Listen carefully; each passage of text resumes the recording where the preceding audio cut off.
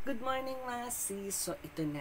Ito na yung ating pangalawang pampaswerte. O talaga mga kasis, nagbubukas talaga ako o bumibili ako ng mga pampaswerte bago matapos yung taon. So ito na yung ating pangalawa na pampaswerte.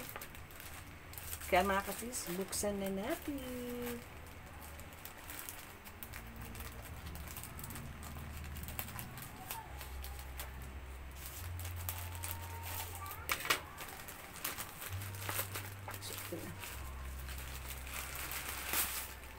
So, ayan. Kaayos siya. So, ito na muna ating bubuksan. So, bumili tayo ng, ang ganda bumili tayo ng ang tawag dito, ampaw. So, bumili ako ng anim. Although, apat lang naman yung pagbibigyan ko, bumili talaga ako ng anim. So, ganda niya mga sis. So, ito kasi, taon-taon talaga bumibili talaga ako ng ganito. So, itong mga ganito is for family lang talaga. Iba pa yung sa mga inaanak ha, mga sis. So, ito, nilalagay ko talaga to sa wallet and then, kailangan may laman siya sa loob. Kaya, ito na yon. And then, ito namang isa, pampaswerte o pandagdag accessory sa bahay. Madalas akong bumili ng mga ganito, ng mga ang talas ng gunting natin. Ano ba yan?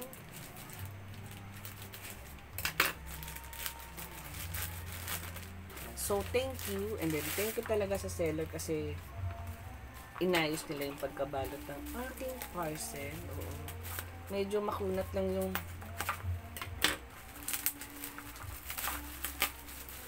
aking gunting. Medyo mapurol. So, ito siya. Uy. So, maliit pala siya, mga sis. Akala ko malaki. Although, meron na naman ako mga ganito. Nagdagdag lang naman ako ng panibagong palamuti sa bahay. So, ito. Ayan. So, meron tayo in-avail na money coins 3. Ayan. So, ang ganda. Ang cute niya. Ang liit lang. So, ayan.